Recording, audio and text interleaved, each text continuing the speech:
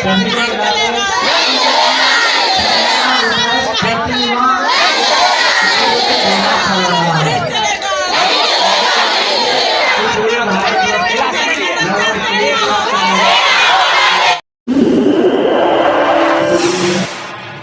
News channel पर जो भी वक्ता ने कहा वो उसकी अपनी राय है, जिसकी पुष्टि नेशन न्यूज इंडिया नहीं करता। धन्यवाद।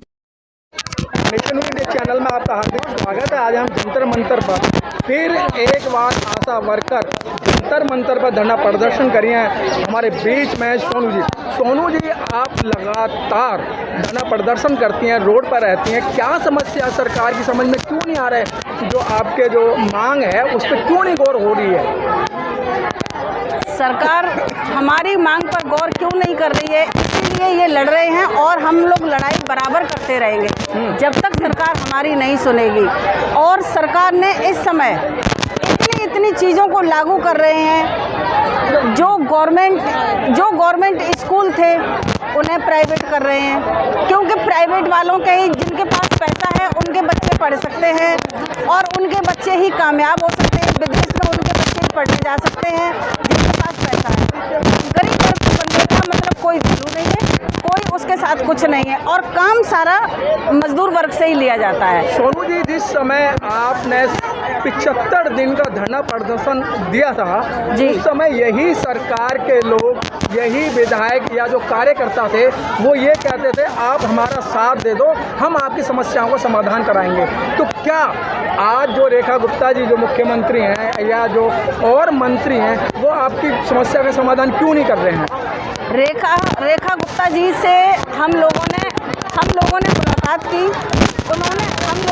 हमारा मतलब धरना प्रदर्शन होने वाला था तो उनके पास तक ये मैसेज पहुंच गया। हम लोगों ने उन्हें लेटर दे दिया कि हम लोग इस तारीख को हमारी रैली निकल रही है। तो उन्होंने हमें बुलाया और कहा कि आप लोग रैली मत निकालो, धरना प्रदर्शन मत करो, हम आपके काम को थोड़ा समझ लें और उसके बाद हम आपकी फाइल को लागू करेंगे। वही फाइल लागू करेंगे जो सौरभ भारद्वाज जी ने की थी, बोला उसी फाइल को लागू करेंगे। तो हमने कहा चलो ठीक है, कोई बात नहीं, इसको हम लोग नहीं करते हैं, कोई बात नहीं। हम भी समझते हैं कि हाँ भाई सामने वाले बंदे को थोड़ा टाइम देना चाहिए। हम लोगों ने टाइम दिया तो वो काम भी अभी तक नहीं हुआ। और फिर उसके बाद हम लोगों ने दोबारा फिर 7 तारीख को हम लोगों ने अपनी रैली निकाली 7 तारीख को अभी। और उसमें मतलब उन्हें बहुत बुरा लगा कि हमारे खिलाफ क्यों खड़े हो रहे हैं। अरे जब हम आपका काम कर रहे हैं तो हम आपके खिलाफ क्यों खड़े नहीं होंगे? आप मौका मत दीजिए ना हमें। आप जो हमारी मांग है उस मांग को पूरा कीजिए। हम लोग नाजायज़ तो मांग नहीं रहे हैं, जायज़ मांग रहे हैं। और जो भी काम आ रहा है सारे डिपार्टमेंटों को छोड़ के सारा काम आशा वर्कर को सुपुर्द किया जाता है। जो भी काम है एनसीडी का, टीबी का, डेंगू का, मलेरिया का और आयुष्मान का। अब आप एक बात बताइए, ये एक नया बिजू का निकाल के तैयार कर दिया है, आयुष्मान का कार्ड बनवाइए, है ना। और यूबिन आयुष्मान का कार्ड बनाने का क्या मतलब है? 70 साल प्लस बंदे वो एज वाले लिए जा रहे हैं। अब उन लोगों को हम ढूंढने के बाद उनका कार्ड बनवाएंगे और उसमें भी क्या है 5 रुपए एक कार्ड के 5 नहीं 8, उसका तरीका अलग है। 1 सेकंड पहले मिलेंगे 3 रुपए, उसका हम लोग रजिस्ट्रेशन करवाएंगे, पहले 3 रुपए मिलेंगे, फिर जब वो क्लियर हो जाएगा तब 5 रुपए और मिलेंगे। अगर वो क्लियर नहीं हुआ, रद्द हो गया तो उसका कोई पैसा नहीं। और अभी राशन की दुकान, क्या आपको इसकी ट्रेनिंग दी गई? नहीं, इसकी कोई ट्रेनिंग नहीं दी गई है, कुछ भी नहीं किया गया। कुल मिला के बस ये है जो भी काम आता है आशा वर्कर को पकड़ो, जो भी काम आता है आशा वर्कर अगर मना करती है, आवाज़ उठाती है तो उसके ऊपर जबरन उसे निकालने की धमकी दी जाती है, उसे टॉर्चर किया जाता है। और मतलब सारे हथकंडे आशा वर्करों के साथ अपनाए जाते हैं कि हर हाल में आशा वर्कर को ये काम करना ही करना है। अरे हम तो ये कह रहे हैं आशा वर्कर काम करने को तैयार है। मलेरिया डिपार्टमेंट बंद कर दीजिए आप, डेंगू जो भी डिपार्टमेंट है, टीबी वाले डिपार्टमेंट है, सारे ये फ्री की तनख्वाह ले रहे हैं, इन्हें बंद करवाइए ना, आशा वर्कर को बिठाइए। हम लोग काम करने के लिए तैयार हैं। इसको पकड़ो एक बार, ये बोल रहा है गलत हो रहा है।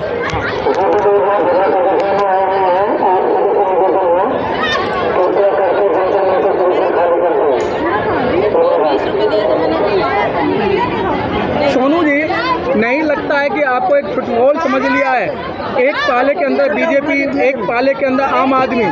आपने सौरभ भारद्वाज जी का बड़े पैमाने पर स्वागत किया था, हजारों रुपए खर्च करके उनको फूल माला और शॉल पहनाई थी, वो भी आश्वासन दे के गए। फिर उसके बाद में बीजेपी है, बीजेपी भी आपको आश्वासन दे रही है। क्या आप एक फुटबॉल बन चुके हैं इनके?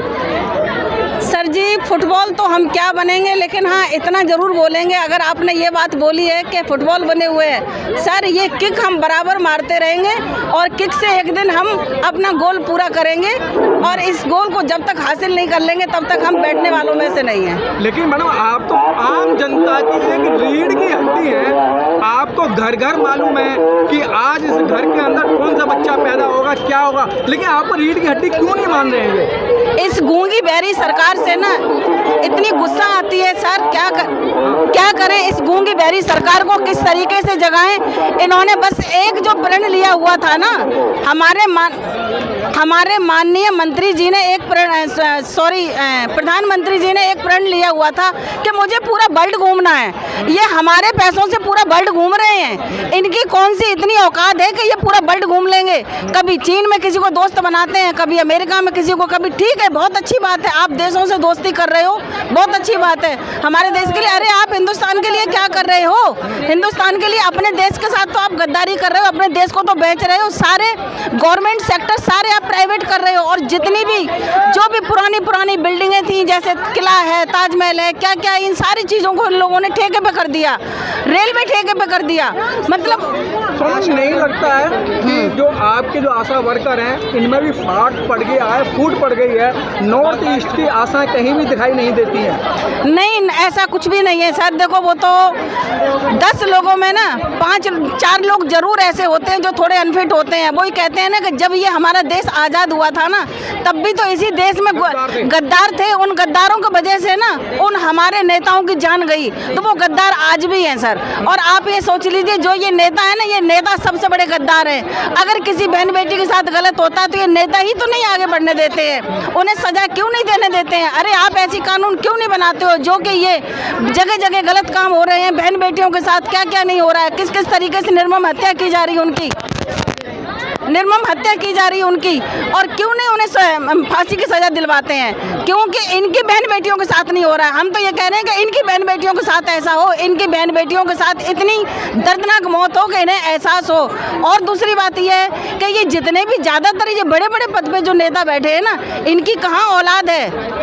इनकी औलाद तो है नहीं, इन्हें औलाद का तो दर्द है नहीं, क्योंकि ये बिना परिवार के, इन्हें परिवार का दर्द नहीं है।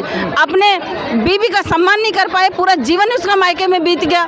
कोई साधु बने हुए हैं, लेकिन साधु के पीछे साधु बने हुए हैं। सोनू जी, जिस तरीके से आप धरना प्रदर्शन कर रही हैं, आपकी बातों को नहीं सुना जा रहा। आप ही लोग कहते हो कि सीधी उंगली से घी निकलता तो अब टेढ़ी उंगली करनी पड़ती है। आप जेल भी गए, आपने जो है जेल भी काटी, थाने में भी रही, हवालात में भी रही, फिर भी सरकार के कानों पे कोई जू नहीं रहेंगे। 3 महीने के पैसे कोई बात नहीं सर, आगे लड़ाई लड़ते रहेंगे, लेकिन हम हारने वालों में से, थकने वालों में से नहीं हैं। और जो गद्दार आगे नहीं बढ़ते हैं, कोई बात नहीं, हम उनके पीछे नहीं हैं, हम उन्हें अपने पीछे जरूर लेके चल रहे हैं, हम वो हमारे अपने लिए। और फिर आप जो है बेटी बचाओ बेटी पढ़ाओ का नारा क्यों साकार कर रही हैं? जब आपके साथ ऐसे अत्याचार हो रहे हैं, फिर भी आप बेटी बचाओ बेटी पढ़ाओ का नारा साकार। क्योंकि हम बेटी हैं ना हिंदुस्तान की, तो इसलिए बेटियों के लिए तो अच्छा ही सोचेंगे ना, बेटियों के लिए गलत नहीं सोचेंगे ना। आपके प्रधानमंत्री, आपके मंत्री तो ऐसा नहीं सोच रहे हैं। अब मंत्री नहीं सोच रहे, वो दुनिया की सोच पे अपनी अपनी सोच है। इंसान की,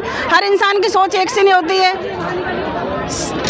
तो आगे क्या योजना है आपकी? आगे हमारी ये योजना है हमारी कि हम आगे भी धरना प्रदर्शन करेंगे। अभी हमारा थोड़े बहुत दिन के बाद अभी हम फिर ये लेटर दिया है, इस लेटर का हमें क्या जवाब मिलता है तो ठीक है, नहीं तो उसके बाद हम लोग दोबारा फिर हड़ताल पे उतरने के लिए तैयार हैं। हमारे प्लान बन रहे हैं।